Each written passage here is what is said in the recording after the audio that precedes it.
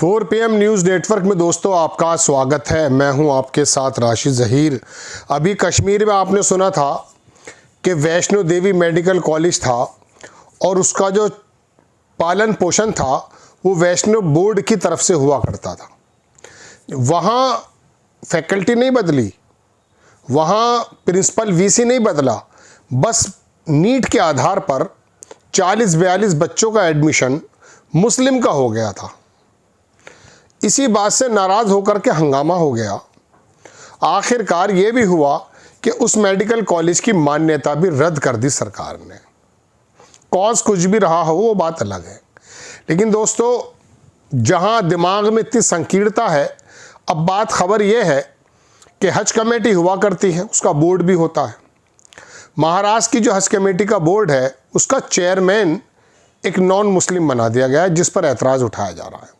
हालांकि मेरी नज़र में तो कोई बड़ी बात नहीं है ये, और ना ही इसमें कोई नुकसान, लेकिन हज के जो भी कस्टम्स होते हैं एक मुस्लिम ज़्यादा पहचान सकता है, इसमें कोई दो राय नहीं है। धार्मिक प्रक्रियाएं जो होती हैं, जिसका धर्म होता है उसे ज़्यादा मालूम होता है। अगर इतिहास में पहली बार ऐसा हो रहा है तो महाराष्ट्र में जो फडणवीस की सरकार है या केंद्र में मोदी की सरकार है, वो तमाम इंस्टीट्यूशन को अपने कब्जे में तो कर चुकी है, जैसा कि आरोप लगता है। लेकिन अब उनको हज कमेटी का चेयरमैन भी एक मुस्लिम नज़र नहीं आ रहा है, मुस्लिम को नहीं ढूंढ पा रहे हैं, एक अजीबोगरीब वैमनस्य पैदा करना है। इसके लिए आवाज़ें उठ रही हैं। क्या क्या इसके पीछे दिमाग हो सकता है, क्या जहन हो सकता है। आप देखें, ये मनोज यादव करके executive officer MSHC Manoj Yadav जो हैं, ये कार्यकारी अधिकारी महाराष्ट्र राज्य हज समिति। हिंदी थोड़ी वहाँ कम बोली जाती है, मतलब कम लिखी जाती है, थोड़ी हाथ भी तंग है। अब ये एक वकील साहब हैं, इनकी भी बात देखेंगे। किसी ने लिखा कि डियर इंडियन मुस्लिम लिसन, हिंदुस्तानी मुसलमानों सुनो, ये बहुत केयरफुली सुने कि चूँकि श्री एडवोकेट यूसुफ अब्राहानी साहब कह रहे हैं कि मनोज यादव अपॉइंट कर दिया गया है executive officer from Maharashtra state Haj committee. How any non Muslim, कैसे एक नॉन मुस्लिम यानी कि हिंदू अंडरस्टैंड, मतलब समझ सकता है रिक्वायरमेंट्स एंड रिलीजियस नीड्स। बिल्कुल सही बात है, उसके बारे में उसको ज़्यादा नहीं पता होगा, ऐसे इम्कान है। Muslim can't become member of Hindu trust, एक मुस्लिम हिंदू ट्रस्ट का मेंबर नहीं बन सकता, और एनीथिंग रिलेटेड टू देम, और उससे रिलेटेड चूंकि वो होता नहीं है। That's why we are protesting against Waqf amendment act for the same reason. इसी वजह से हमने जो वक्फ बोर्ड का जो अमेंडमेंट्स आए थे उसको इन्होंने अपोज किया था। ज़रा सुन लीजिए क्या कहना है वकील साहब। दोस्तों, एक बहुत ही शॉकिंग न्यूज़ दे रहा हूं आपको। हिंदुस्तान की तारीख में पहली बार स्टेट हज कमेटी का जो सीईओ है वो नॉन मुस्लिम मनोज यादव को अपॉइंट किया गया है। ये बीजेपी का खेल है, और ताज्जुब और दुख इस बात का है कि कांग्रेस खामोश है, एक लफ्ज नहीं बोल रही है। मैं इलेक्शन के बाद ये अपॉइंटमेंट को चैलेंज करने वाला हूं, क्योंकि हमारा जो central state Haj committee act है उसमें साफ लिखा गया है कि सीईओ हज कमेटी का मुसलमान होना चाहिए। हज के तमाम ऑफिसर, ये जो पैनल बनता है मुस्लिम ऑफिसर्स का, वहां से सिलेक्ट होनी चाहिए। लेकिन देखिए, हमारी खामोशी ये बहुत डेंजरस है, हमको इसको चैलेंज करना पड़ेगा। और मैं तमाम हमारी मुस्लिम तंजीमें हैं, जितनी एनजीओज है, जितने बोर्ड्स हमारे हैं, मुस्लिम पर्सनल बोर्ड है, जितने हमारे सुन्नी जमात है, हमारे तबलीग जमात है, तमाम जो इसमें बहुत आगे रहते हैं, वो सबसे गुजारिश है कि विदिन 2-3 डेज इसको चैलेंज करना चाहिए हाईकोर्ट में। मैं तो इंशाल्लाह 17-18 तारीख को हाईकोर्ट में रिट फाइल करने वाला हूं, लेकिन आप भी इसको चैलेंज कीजिए और ये मैसेज को इतना वायरल कीजिए कि पूरे हिंदुस्तान को मालूम पड़े कि हमारा मुसलमान इस बात से बिल्कुल खुश नहीं है कि हज कमेटी का सीईओ मनोज यादव हो या कोई नॉन मुस्लिम हो।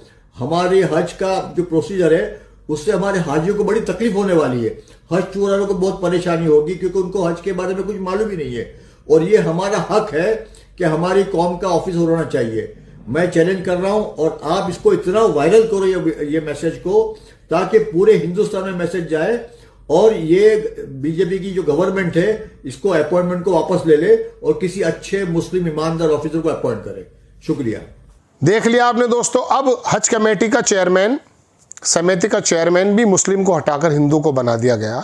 मैं आपको बता रहा हूँ, ये हिंदू मुस्लिम की अगर मैं बात करता हूँ ना, आप यकीन मानिएगा मेरे मन पे बड़ा गिरा गुजरता है, क्योंकि मैं ये जानता हूँ कि हर किसी के दो हाथ पैर हैं और संविधान ने हम सबको बराबर बनाया है।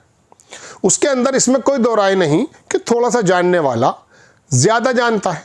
आप तो ब्राह्मण के अलावा पंडित नहीं बना रहे किसी को मंदिर में, हालांकि वो भी हिंदू है, एसटी भी हिंदू है, लेकिन वहाँ ब्राह्मणवाद एक ही धर्म है, बाकी तो सब जातियाँ बताते हैं।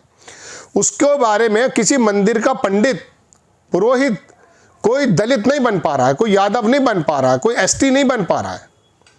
आप लोग तो इतना ध्यान रखें, लेकिन जो वाकई मुस्लिम हज कमेटी के बारे में उनके जो नशेब व फराज हैं, वो एक मुस्लिम ही पहचान सकता है, इसमें कोई दो राय नहीं है। हज में क्या क्या कस्टम्स हैं, क्या क्या ज़रूरतें होती हैं, किस प्रकार से उसके निज़ाम को चलाना है, उसके निज़ाम को चलाना है, ज़्यादातर एक मुस्लिम से इम्कानात हैं। हालांकि मैं ये नहीं कह रहा उसको पूरी जानकारी होगी, धीरे धीरे वो जानता है। आप यहाँ पर लाकर किसी जादव को आपने बिठा दिया है, उसको क्या मालूम बेचारे को, लेकिन आपकी टेंडेंसी बता रहा है। ये छोटी छोटी सी बातें मालूम है क्या होता है, देश के दूसरे नंबर की जो आबादी जिसको आप मुस्लिम के नाम से जानते हैं, उनके दिलों में ये घर कर दिया है भारतीय जनता पार्टी ने। आरोप ऐसे लगते हैं कि शायद वो दूसरे नंबर के शहरी हैं, उनका वोट अधिकार छीन लिया जाएगा, उनको वो हुकूक नहीं मिल पा रहे हैं जो संविधान देता है। प्रधानमंत्री जी जब 140 करोड़ लोगों की बात करते हैं, तो मेरी मौद्दुबाना गुजारिश उनसे यह है कि आप 120 करोड़ 140 ना कह के उसमें 19, 20, 22 करोड़ जितने भी आप समझते हैं उतने निकाल दिया करो, क्योंकि आपके जो सिस्टम के अंदर बैठे हुए लोग हैं वो इनके बिना ही बात करते हैं।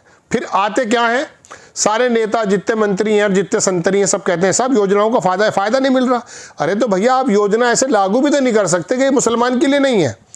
आटा बांटने की, चावल बांटने का जो भिखारी आपने बनाया है, आप उस भिखारियों में डिफ्रेंशिएट नहीं कर सकते। भाई गरीब तो गरीब होता है, सब भाई भाई होते हैं। ये बात अलग है कि उन गरीबों के अंदर आपने घुस करके 5 किलो चावल देके उसके हाथ में गदा और तलवार और दे दी है। यात्राएं निकालने की बात की, खाली वो था ही, वो यात्रा में चला गया, उसने जय श्री राम के नारे लगाए, उसको लगा मैं बीजेपी का आदमी हूँ, उसने वोट भी दे दी। चूंकि आपने उसके दिल में डराया कि ये जो टोपी वाला दाढ़ी वाला है ये तेरे घर में घुस जाएगा, तेरी भैंस खोल लेगा, तेरी बेटी को उठा के ले जाएगा। 5000 बरस में ऐसा तो कभी हुआ नहीं है।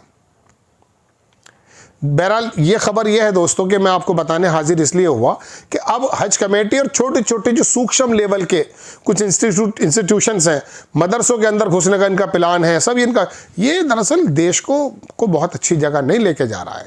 आप समझिए इस बात को कि ये जब बातें घर कर जाएंगी, फिर आप ये कहते हैं कि साहब देश के अंदर जो है बंटवारे चल रहे हैं, मुस्लिम बीजेपी को इसलिए नहीं देता मुस्लिम बीजेपी को वोट, क्योंकि आपको उसका वोट चाहिए भी नहीं।